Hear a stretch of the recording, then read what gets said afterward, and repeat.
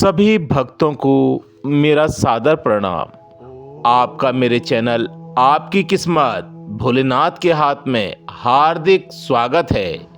तो भक्तों, आज मैं आपके लिए भगवान भोलेनाथ की एक और पवित्र कथा लेकर आया हूं। तो सभी भक्त इस कथा को प्रेम से सुने। एक बार भगवान भोलेनाथ पृथ्वी लोक पर साधु का भेष बनाकर घूमने के लिए आते हैं।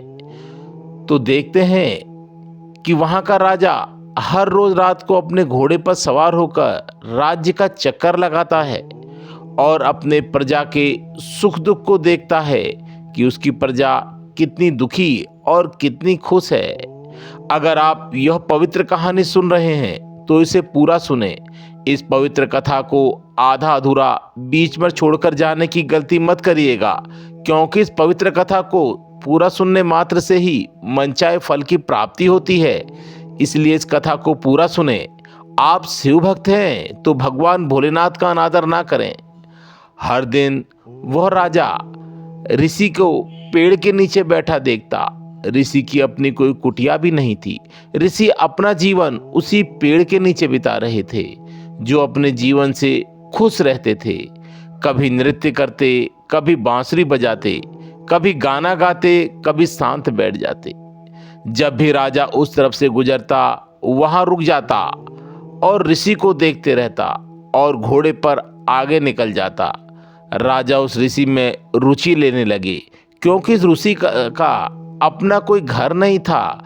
वह ऋषि उसी पेड़ के नीचे अपनी दिनचर्या व्यतीत करता था और काफी खुश रहता था। ऋषि को देखते देखते कब शाम से सुबह हो जाती, राजा को पता ही नहीं चलता। वह पूरा झाड़ी में छुपकर ऋषि की योग और साधना को देखते रहता। यह देख उसने आनंद आता और वह खुश हो जाता। यह सब भगवान भोलेनाथ की ही कृपा थी और खुशी खुशी महल की तरफ वापस लौट जाता। अब वह राजा को रोजाना का यही काम था कि वह भक्त रूपी ऋषि को देखता रहता। एक दिन राजा अपने आप को रोक नहीं पाया और ऋषि के पैरों में गिर गया और बोला, हे ऋषिवर, अब मैं आपको और यहाँ रहने नहीं दूंगा। मैं आपको अपने महल लेकर चलूंगा। आप इस पेड़ के नीचे अपना जीवन कैसे व्यतीत कर रहे हैं? अब बरसात का मौसम भी आने वाला है। बरसात में आप पेड़ के नीचे कैसे रहेंगे? यह सब सुन ऋषि ने अपना झोला उठाया और बोला, चलो चलते हैं। यह सुनकर राजा को आश्चर्य हो गया, क्योंकि ऋषि ने राजा से कुछ नहीं पूछा और चलने को तैयार हो गया। राजा सोच ही रहा था, कहीं मैंने ऋषि को महल में जाने का प्रस्ताव देकर कोई गलती तो नहीं की? कहीं ये ऋषि मेरे साथ कोई छल तो नहीं कर रहा? अब राजा के मन में ऋषि को लेकर गंदे गंदे विचार आने लगे। ऋषि के महल में बिना कुछ सवाल पूछे राजा की चिंता बढ़ने लगी और ऋषि के प्रति राजा की इज्जत कम हो गई। राजा यह सब सोच ही रहा था कि ऋषि घोड़े पर बैठ जाता है और कहता है, चलो राजन। ऋषि घोड़े पर और राजा पैदल महल की तरफ चल दिए। राजा बार बार यही सोच रहा था कि मैंने इस ऋषि को पहचानने में बहुत बड़ी गलती कर दी। यह ऋषि तो स्वार्थी है। यह तो अपने राजा को पूछ ही नहीं रहा। यह तो तुरंत घोड़े पर बैठ गया और अपने राजा को पैदल चलने के लिए बोल रहा है। लेकिन राजा अब अपने वचन को भी वापस नहीं ले सकता था। अब राजा सोचने लगा कि अब तो महल में झूठ बोलना पड़ेगा। अब राजा का ऋषि के प्रति प्रेम सम्मान पूरी तरह से खत्म हो चुका था। राजा के मन में गंदे गंदे विचार आने लगे थे। ऋषि महल में पहुंचकर आराम से रहने लगे। लेकिन राजा की परेशानी दिन प्रतिदिन बढ़ती ही जा रही थी, क्योंकि राजा ने अपने दिल में ऋषि के प्रति मैल पाल लिया था। क्योंकि ऋषि को सांसारिक सुख के साथ जीने का मौका मिल रहा था, इसलिए ऋषि बहुत खुश था। राजा ऋषि से जलने लगा। जब वह ऋषि पेड़ के नीचे रहता था, तब राजा को उनके प्रति सम्मान और प्यार था और ऋषि के पास कुछ नहीं था, फिर भी ऋषि आनंदित था।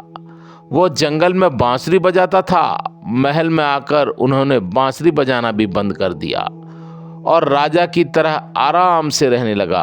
यह सब देख राजा क्रोधित होता और सोचता, मैं कैसे एक आदमी अपने ऋषि को महल में ले आया हूँ? क्या यह ऋषि है? राजा को अपनी चिंताएं होने लगी। राजा के पास उसका परिवार, राज्य, सब कुछ था। उसकी 100 रानियां थी, लेकिन ऋषि का कोई चिंता न थी। वह नाचता गाता, अच्छे से खाता और आराम से रहता और सुंदर सुंदर कपड़े भी पहनता। राजा ने ऋषि को 3 महीने तक अपने महल में सहन किया, क्योंकि राजा ऋषि से जलने लगा था। राजा नहीं चाह रहा था कि ऋषि भी राजा की तरह रहे। तो राजा को देखकर ऋषि बहुत खुश होता था। राजा की सहन शक्ति समाप्त हो चुकी थी। एक दिन राजा ऋषि के पास गए और कहा, ऋषि महाराज, मैं आपसे एक सवाल पूछना चाहता हूँ। मुझ में और आप में क्या अंतर है? तब ऋषि ने कहा, हे राजन, तुम अंतर जानना चाहते हो? हाँ ऋषिवर। ऋषि ने कहा, तुम इतने महीने से बिना कारण बेकार परेशान हो रहे थे। यह सवाल तुम्हें उस समय पूछ लेना चाहिए था जब मैं तुम्हारे घोड़े पर बैठा था और मैंने तुमसे कोई भी क्वेश्चन नहीं पूछा था, क्योंकि मैंने जान लिया था कि तुम्हारे मन में उस समय यह सवाल उठा था। जब मैं तुम्हारे साथ महल आ रहा था, मैं तुम्हारे चेहरे पर यह प्रश्न देख चुका था। हे राजन, 3 महीने से आपने बिना किसी कारण से अपने मन को जला रखा है। तुम्हें उस समय पूछ लेना चाहिए था। मैं तो उसी समय पेड़ के नीचे बैठ जाता। तब तुम्हें शर्मिंदा होने की कोई बात नहीं थी। मैं तो यही सोच रहा था कि तुम कब इस प्रश्न को पूछोगे कि आप पूछ रहे हो। मैं कल तुम्हें बता दूंगा, लेकिन शहर के बाहर जाकर बताऊंगा। अगले दिन राजा जल्दी उठा, क्योंकि उसे जानने की जिज्ञासा थी और साधु को दूर ले जाने की भी जिज्ञासा थी कि हमारे और आपके बीच में क्या अंतर है। मुझे तो लगता है कुछ नहीं। मैं जो खाता हूँ वही आप खाते हो, मैं जहाँ सोता हूँ वहीं आप सोते हो, और वो अधिक आराम से रह रहे हैं जैसे मैं रह रहा हूँ। यह सब सोचकर कुछ समझ नहीं आ रहा था। इधर कम से कम बाकी लोग मुझसे डरते तो हैं, लेकिन ऋषि की आंखों में तो डर दिखाई ही नहीं देता। वह अपने मनोरंजन के लिए पूरे दिन गाता और बजाता रहता है। राजा सुबह सुबह ऋषि के कमरे में पहुंच गया। वहां पहुंचकर जो देखा वह आश्चर्यचकित कर देने वाला था। वह ऋषि वही पुराने कपड़े पहनकर खड़ा था जो उस पेड़ के नीचे बैठकर पहने थे। कंधे पर झोला और हाथ में बांसुरी थी। राजा को देखकर ऋषि ने कहा, चलो राजन। उसके बाद वह दोनों महल से बाहर निकले, शहर की नदी को पार किया और शहर से दूर आ गए। राजा ने पूछा, और कितनी दूर जाना है? ऋषि बोले, बस थोड़ी दूर और। बस, मैं अब और यहाँ से आगे नहीं आ सकता।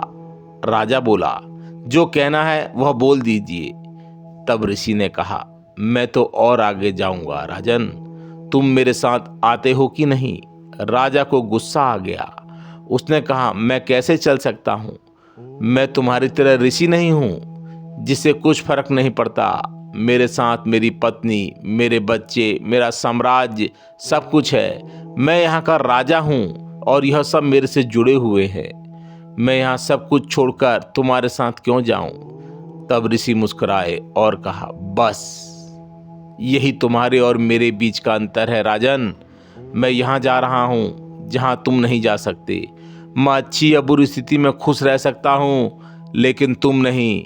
जब मैं जंगल में उस पेड़ के नीचे रहता था तब मैं पूरी निष्ठा के साथ खुश रहता था और आपके जीवन के हर पल को जीता था। जब मैं महल में गया वहाँ भी मैंने अपने जीवन का पूरा मनोरंजन और खुशी के साथ जिया, और अगर मैं कहीं और जाऊं तो मैं वहाँ भी जीता रहूँगा, क्योंकि उस समय हम बिल्कुल वही होते हैं जहाँ सब हैं। हमारा शरीर और हमारा मन हमेशा साथ रहता है। हम ना तो अपने गुजरे हुए वक्त को पर पछताते हैं और ना ही आने वाले कल की चिंता करके अपना आज बर्बाद करते हैं। हम सिर्फ आज में जीते हैं, क्योंकि हमने समझ लिया है जीवन आज में है, इस वक्त में जीना है, वही हमारे और आपके बीच का अंतर है। आप परिस्थितियों के साथ चलते हैं और हम परिस्थितियों को चलाते हैं। चाहे आप खुश हो या दुखी, यह आपका जीवन की घटनाओं पर निर्भर करता है, लेकिन हमारे लिए यह घटना जीवन का सिर्फ एक हिस्सा है जिन्हें हम बिना डरे हुए छोड़ सकते हैं। हम खुश भी नहीं रहते हैं और दुखी भी नहीं रहते हैं। अच्छे दिनों में हम हर स्थिति में शांत और स्थिर रहते हैं, क्योंकि हम जानते हैं ना तो दुख हमेशा रहता है और ना ही खुशी हमेशा रहती है। हम हर स्थिति में आनंद का आनंद लेते हैं। अचानक राजा को याद आया कि उसने क्या किया। उसने उस महान ऋषि को खो दिया। 3 महीने तक उसके साथ रहा और एक दिन भी सत्संग नहीं किया। हर दिन सोचता रहा कि क्या होगा सत्संग में जाकर, और ऋषि को बहुत ही साधारण व्यक्ति समझा। इन सब विचारों के संग राजा ने तुरंत ही ऋषि के पैर पकड़ लिए और बोला, नहीं ऋषिवर, आप आगे नहीं जा सकते। ऋषि ने कहा, देखो मुझे कोई फर्क नहीं पड़ता, यहाँ मैं आपका घोड़ा में तो आपके घोड़े में बैठकर महल की ओर चल दूंगा, फिर आपको मुश्किल में फंसना पड़ेगा। इसे सोचकर राजा फिर से आश्चर्यचकित हो गया कि मैंने फिर से ऋषि को स्वीकार कर लिया।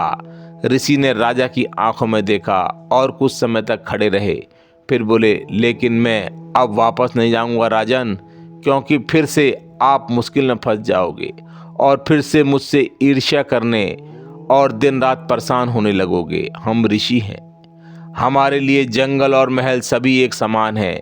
हमें कोई समस्या नहीं है, क्योंकि जिस व्यक्ति की समस्या होती है वह ऋषि नहीं होता। मेरी बांसुरी जंगल में वैसे ही बजेगी जैसे महल में बजती आई है। इसके बाद ऋषि वहां से चले गए और राजा बस खड़े खड़े ऋषि को जाते हुए देखते रह गया और ऋषि अंतर्ध्यान हो गए। भक्तों, हमें इस कहानी से यह सीख मिलती है कि हम जिस चीज़ की ज़रूरत होती है तब हम उसे पाना चाहते हैं, और अगर हम उस चीज़ को पा लेते हैं तो हम उसको भूल जाते हैं। तो भक्तों, यह कहानी यहीं पर समाप्त होती है। अगर यह कहानी आप लोगों को अच्छी लगे तो कमेंट्स बॉक्स में हर हर महादेव लिखना ना भूलें, और अगर कथा बोलते समय बोलने में मुझसे कोई त्रुटि हुई हो तो उसके लिए मैं आपसे क्षमा मांगता हूँ और भगवान भोलेनाथ से प्रार्थना करता हूँ कि अपने हर भक्त की झोली खुशियों से भर देना। हर हर महादेव, हर हर महादेव।